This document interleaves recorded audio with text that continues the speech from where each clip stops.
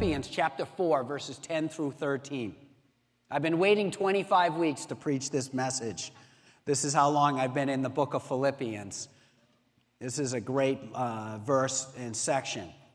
Paul writes, I rejoice greatly in the Lord that at last you renewed your concern for me. Indeed, you were concerned, but you had no opportunity to show it. I am not saying this because I am in need, for I have learned to be content whatever the circumstances. I know what it is to be in need, and I know what it is to have plenty. I have learned the secret, and boy, this is a secret, of being content in every situation. Whether well-fed or hungry, whether living in plenty or in want, I can do all things through Christ who gives me strength. Let me just give some backstory and explain away verse 10 real quick, because we want to get into the second half of this passage. But Paul was in prison in Rome, and the Philippian church had bunched together a care package, some funds, maybe some clothing, some books or parchments, and sent them up to him. And Paul thanks them for doing that. We're going to speak about giving next week, but the specific issue I just want to say now is that Paul did not bring this up in any way to pander to them, to give them more, but he also didn't want to just not let it go and not say thank you for what was done. Paul also used this as an opportunity to teach them. So there's this situation where they do something for him, and he says, I'm really blessed, but then he goes right into saying, I don't need it. But that's not really what the theme and the way that this is spoken. That would be a misinterpretation of the context and the flow of this passage. What he's really saying here is, I'm not dependent on that, but I greatly appreciate it. You see, when I was a young Christian, I was a youth leader, and I had someone who was in my youth group, and his mother was from Scotland. And I was living at college, and I was losing weight because I dropped the meal plan. And she gave me a couple things of spaghetti and some things, and I said, oh, no, I don't need that. And I had put myself on a real strict missionary budget. And she was worried about me, as my mother was, and so she gave me this, and she just stopped me in my tracks when she said, be humble enough to receive this. Be humble enough to receive this. And I never forgot it. And so we're not Stoics here as Christian. And Paul is not advocating Stoicism. So who are the Stoics? In the ancient Greek time, the Stoics were people that were known for depriving themselves and living a life of intentional deprivation as an end to itself. He's saying that's not what I'm talking about here. I'm not advocating Stoicism. That self-sufficiency, that I don't need you and you don't need me, is not what I'm saying. There's nothing about hunger or thirst or nakedness or peril or danger or trials that in and of themselves invite contentment. We're not Stoics here. Contentment means sufficiency within. It's only used once in the Bible, Philippians 4:11. Right here. But you see, I want to speak more about the danger in abounding. Paul doesn't just say, whatever my hard times, whatever my trials, whatever my struggles, I've learned to be content. He says, whether I'm hungry or well-fed, right? Poor or rich, kind of wedding vow things. But we don't think as often about the second half. That he's saying, I've learned to be content even when I have a lot of stuff. And I propose, as I did a few weeks ago, that there's a far greater danger in abounding than there is in being in need of losing your connection to God and losing contentment. Now, this doesn't seem like this should be the case. I can remember when I was a foolish young man, we went to Quincy to jump in the water by the quarries. And they were quite deep.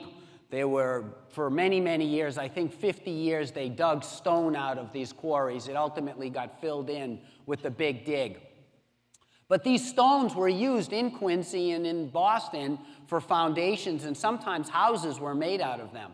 And having a house with a lot of stone in it and a lot of stone on it, I can appreciate stone for a house. These houses look very elegant, very fancy, very nice.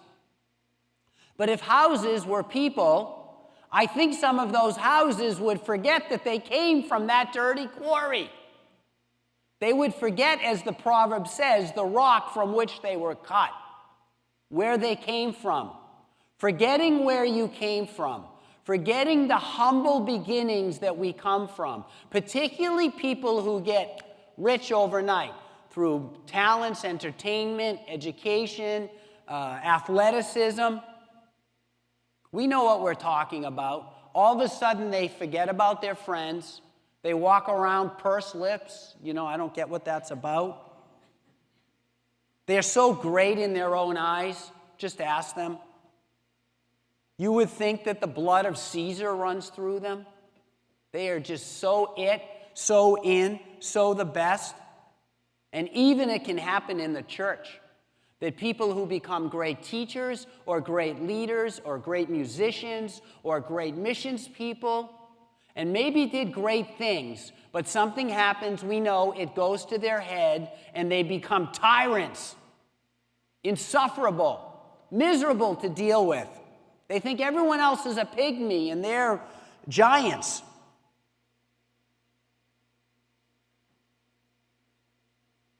In a spiritual sense. And so it is that a Christian is far oftener disgraced, his walk with God, his relationship with God, in prosperity than when he is abased and when he is suffering.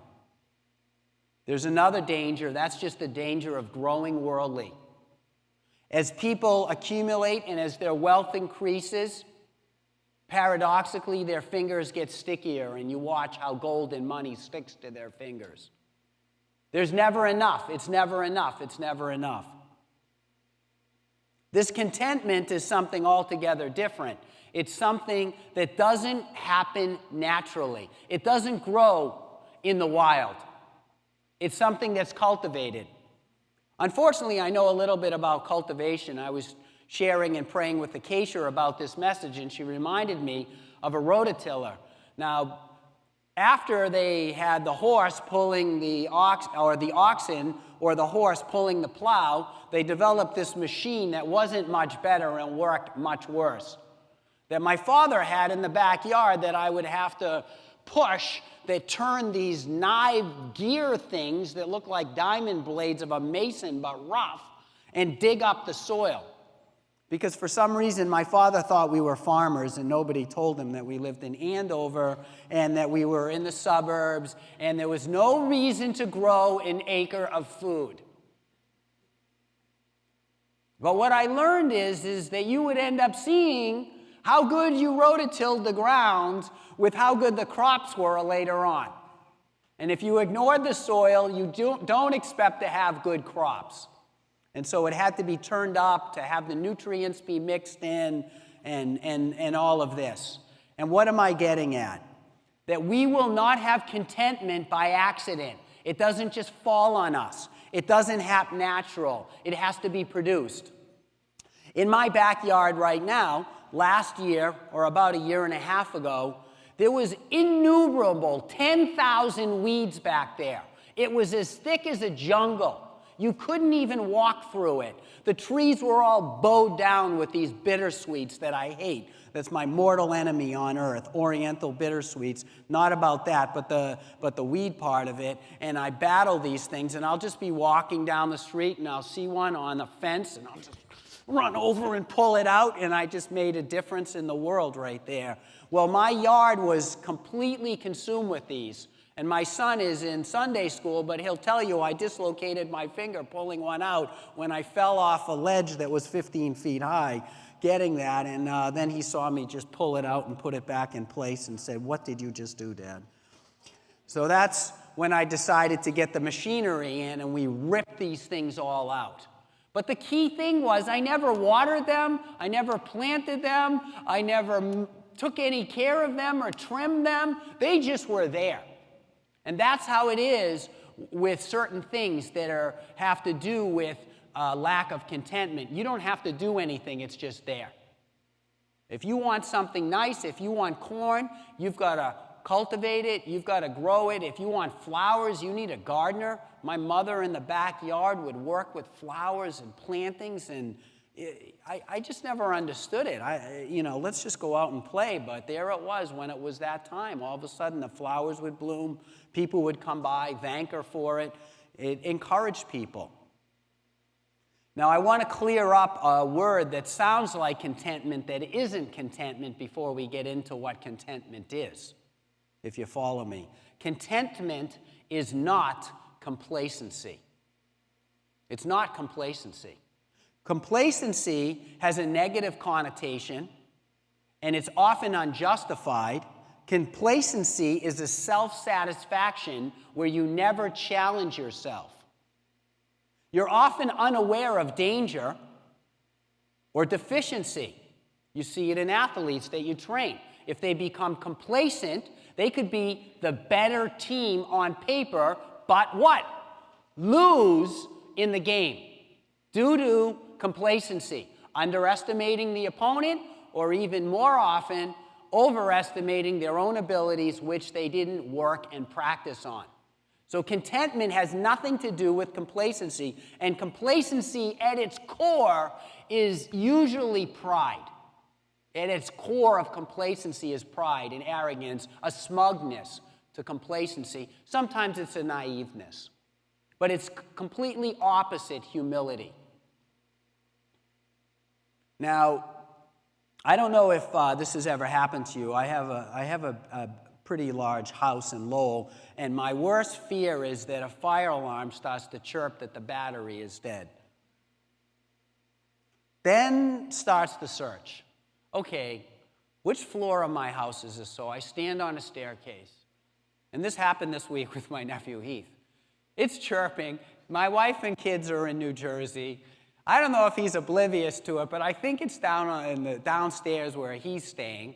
I'm walking up the second, third floor, and then I'm like, no, that's where it is. Yes, that's where it's at. I say to Heath, do you hear something chirping in the house? Because this is going to annoy me. He's like, yes, I do. So we start to look for it, and he just says, the closer I get, the further away it seems. And ultimately, we have to close every door, sit in the room. Is that the one? Okay, yes, it is. And we ultimately found it. It took at least a half an hour. Which reminds me of another annoying thing, certainly pre-GPS, which was driving in Boston when I was in my 20s. You would figure out how to get to a spot, but because of one-way roads, and who knows whether these were cow paths or whether somebody just said, what the heck, let's just build a road right here. You'd be so close to where you want to be, but you can't get there from here. On your car, that is. You can see it. You know it's right there, but you can't get there from here. And so you end up having to talk to somebody that you got to go all the way back and around, and then you can get there because of one-way roads and barriers and whatever. Something in the way. And when I was in Barbados, my wife wanted to go to some museum because, she likes to go to museums. And the other six of us don't, but, so we go to a museum, and we try to go to the museum, but the GPS is shoddy, and there's no parking to speak of there, and the roads are crazy. You're on the other side. There's ditches everywhere. I'm driving around in the capital there, and it's so close. It's just from the front of this church to the back of the church away. And I figured it out that no matter which way I went, I couldn't get there. It was a trick. And so we ended up giving up on the museum. We bought the tickets in advance and all that, and we just walked around, got some coconut juice. Of course, on the way home, I drove right by it. That's a true story. It looked like a hole in the wall anyways. That's what the fox said about the grapes he couldn't reach, right? So what am I getting at? You can't get there from here. The closer I get, the further away we are. People are trying to experience contentment by having more stuff. If you forget everything else I say today, this will not get you there. You can see it, you think you can have it, but you can't get there from here because you're going the wrong way. A little bit of planes, trains, and automobiles there. Have learned the secret, is what Paul says, of being content. This is my second big idea, and my second favorite thing that God spoke to me is to learn the secret of contentment. Learn the secret is one word in the Greek. And if you take notes, this is what it means. Shutting the mouth and eyes to experience mystery. So you shut your eyes and you shut your mouth and experience the mystery. That's what secret means. He's learned the secret of contentment. And so what Paul, that's also used just there in the Bible. So what Paul's saying is, to have this sufficiency within, you close your eyes. To get there, you close your eyes. I was like, Lord, what is that? And it's like, of course, it means stop looking around at what other people are wearing, what other people are driving, whatever people are buying, what people are owning, living. Comparison is the death of joy.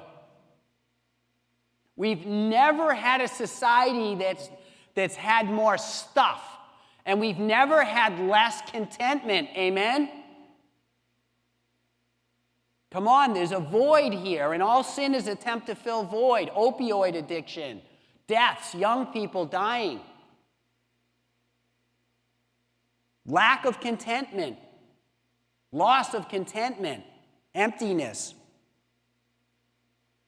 Closing your eyes and then closing your mouth. The closing the mouth is like, well, what is that about what you take in? And I just said, no, you're closing your mouth with contentment. It's what? You see it with young children. Go to the store. I want this. I need this. I want that. I need that.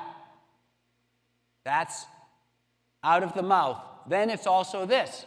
I did this. I did that. The little voice inside of you looking for approval from some other person or something that you think will lead to contentment comes through your mouth with all these little things that we say. Instead of stopping, close your mouth, close your eyes, lead to contentment. What Paul is saying is all this success, all this achievement in the world's eyes is not all that it's cracked up to be. Ancient expression, if you're under 30, you don't know what that expression means. Cracked up used to mean to praise. It's not all that people make a big thing of. And so somehow by closing your eyes and closing your mouth and experiencing the mystery of contentment. And so he tells us what this secret is. And boy, it's a secret because you don't see many people who have it. It says that he's learned the secret of contentment in any and every situation.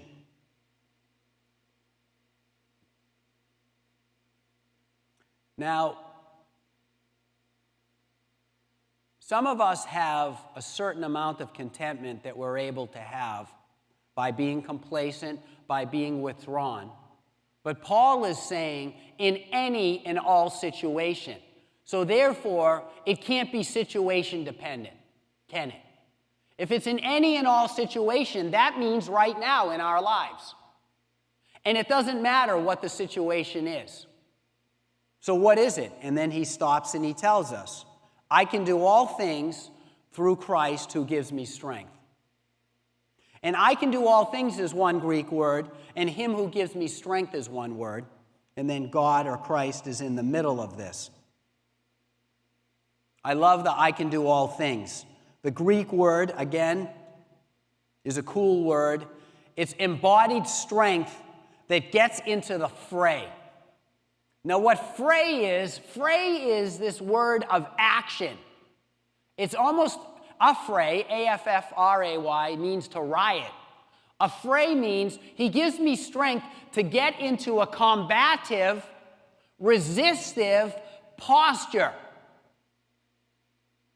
to engage the resistance. Well, what does that mean with contentment? That sounds so opposite to leading to contentment. Well, it all depends on what you're resisting. He's not talking about resisting another person. He's talking about resisting what the world defines success.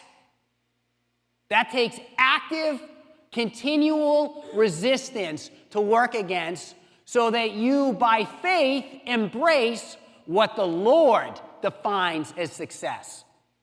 That's the thing with contentment is. Contentment happens when you achieve your goal. The world never gives it. It promises it and just keeps moving the marker.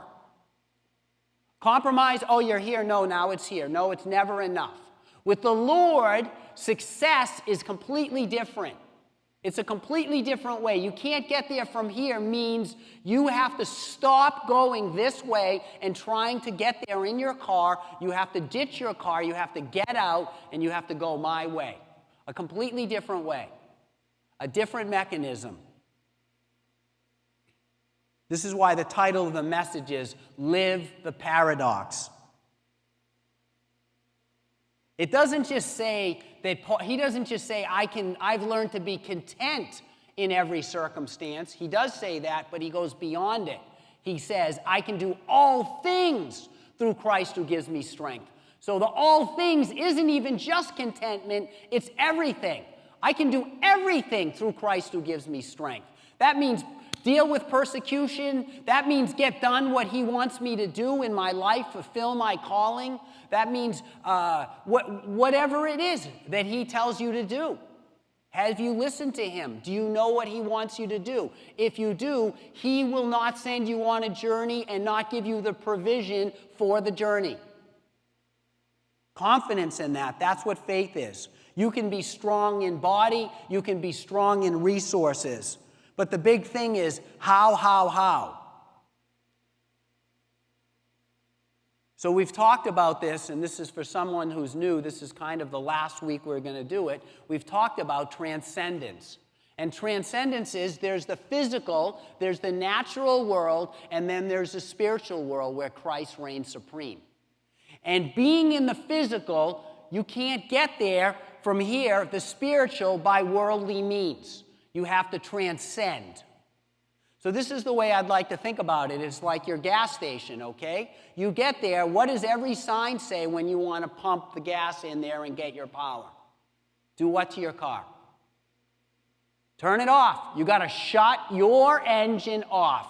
You'll have to think about this. Shut your engine off to get the gasoline, to get the power. And so closing your eyes, closing your mouth, you can't get them from here. This isn't your own energy. This isn't your own strength. Shut your engine off and receive the gasoline.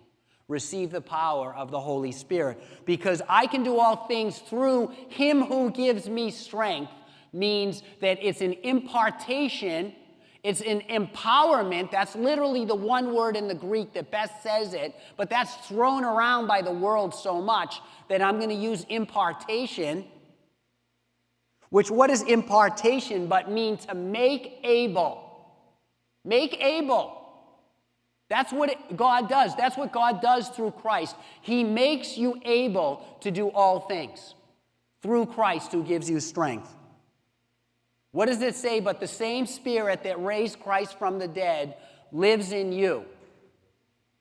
And so that same Spirit that raised Christ from the dead, which lives in you, allows you to have contentment and so much more. It allows you to endure all trials for Christ's sake. It endows you to perform what other people would consider duties.